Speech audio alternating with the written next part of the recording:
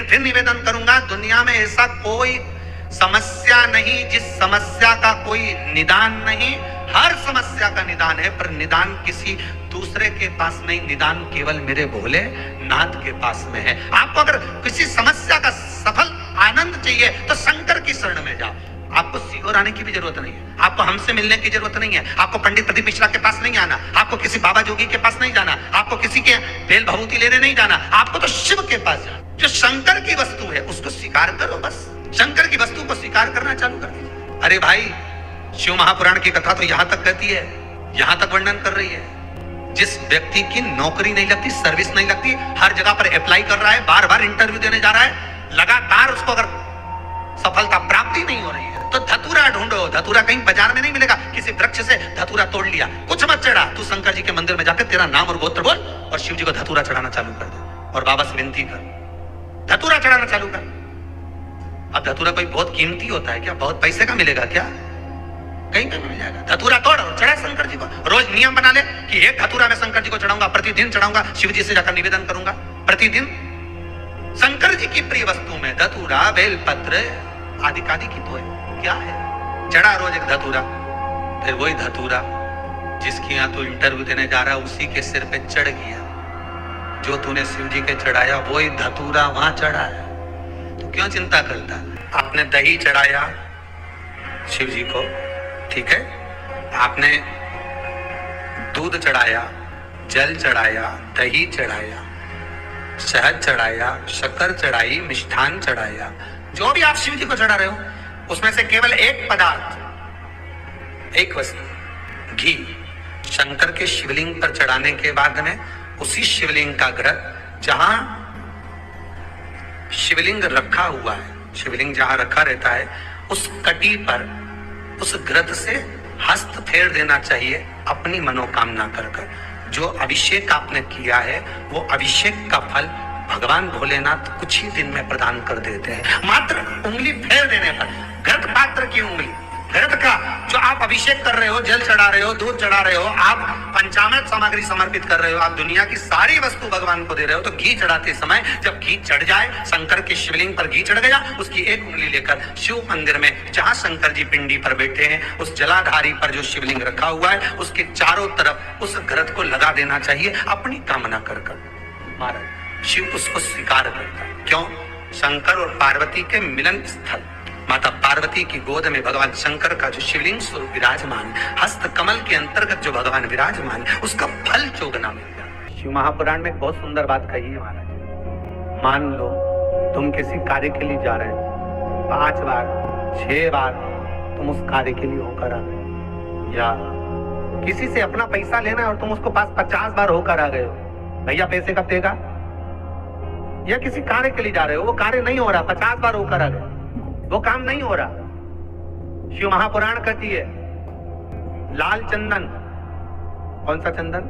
लाल चंदन को अच्छा घिसो और घिसकर तैयार कर बेलपत्री के ये जो दोनों भाग हैं, लाल चंदन घिसो और घिसकर बेलपत्री के ये दोनों भाग हैं, दोनों पत्तियां जो नीचे की हैं, इसमें उस चंदन को लगा लीजिए। अगर किसी से आपको पैसा लेना है वो नहीं दे रहा, या कोई काम है या जॉब है या नौकरी है या उसके लिए, या कोई विद्याध्ययन का कोई कार्य है, कोई स्कूल में पढ़ाई कर रहे हो और वो कार्य नहीं हो रहा, 5 बार 6 बार करके देख लिया नहीं हो रहा, तो ये दोनों पत्तियों पर लाल चंदन लगाओ।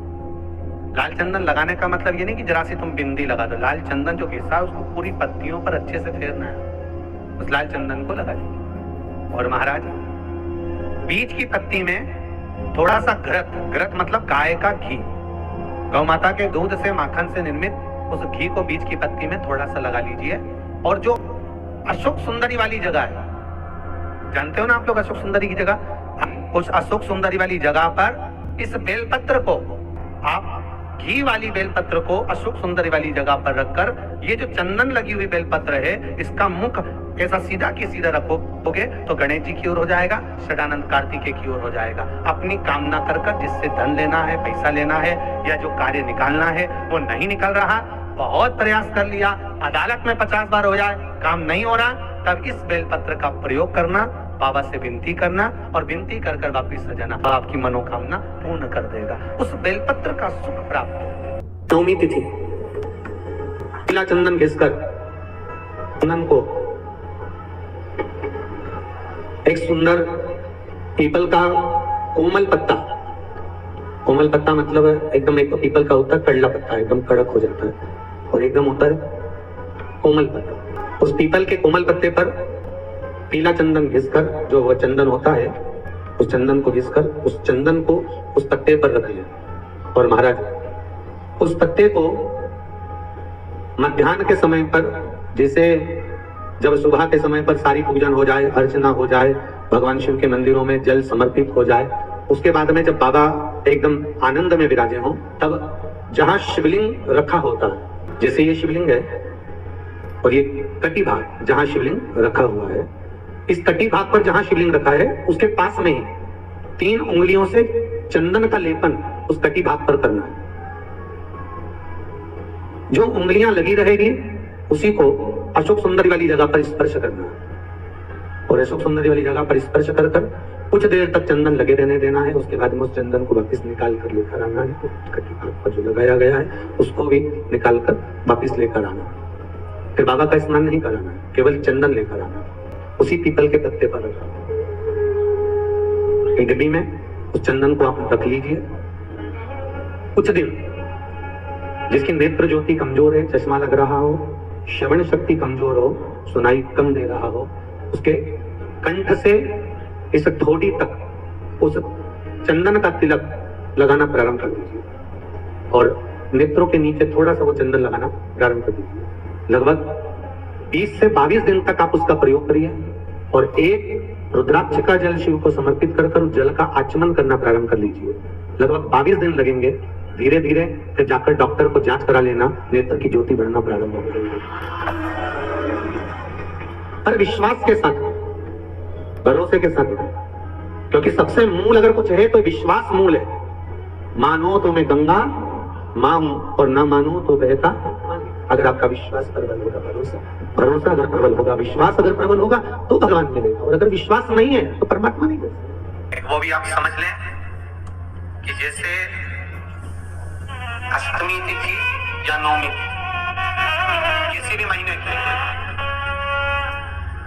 चाहे शुक्ल पक्ष की हो चाहे कृष्ण पक्ष की हो, अष्टमी और नवमी तिथि ये 2 तिथियां ऐसी हैं, मान लो तुम्हारा पैसा तुमने किसी को दिया, 5 लाख, 4 लाख, 3 लाख, 10 लाख, 8 लाख, 2 लाख, 50,000, 25,000, 20,000, 40,000, और वो पैसा नहीं दे रहा, आप हार गए कहकर फोन लगा तो भैया दे दे रहे, परेशानी है, दे दे रहे भैया, हम तो परेशान है, और हार गए, नहीं मिल रहा, बहुत परेशान। हमारा किसी भी अष्टमी या नवमी तिथि के दिन आप मां जगतजननी जगदम्बा का शिव के साथ में शिव शक्ति का स्मरण कर कर देवी के नाम की 9 आहुतियां, सूखे भी लेके, मतलब पीला जो सूख चुका है, फल जो सूख चुका है, उसकी 9 आहुतियां अग्नि में शंकर और सती के नाम से, शंकर और शिव के नाम से समर्पित करें, और आखिरी आहुति जो समर्पित करें उसमें थोड़ा सा भाग तिल का, और तिल भी काली नहीं चढ़ती उसमें, श्वेत तिल का भाग उसके साथ लगाकर समर्पित करें, और जिससे धन लेना है उसका नाम लेकर वो समर्पित करें महाराज, उसको सुध आएगी, और वो पैसा किसी भी हाल में आपके हाथ में थमाकर जाएगा ही। तो दोस्तों, वीडियो आपको अच्छी लगी हो तो वीडियो को लाइक करें, चैनल को सब्सक्राइब करें, हमारी वीडियो को शेयर करना बिल्कुल भी ना भूलें। मैं आपसे मिलती हूँ अगले वीडियो में, तो तब तक के लिए अपना ध्यान रखिए और खुश रहिए। धन्यवाद।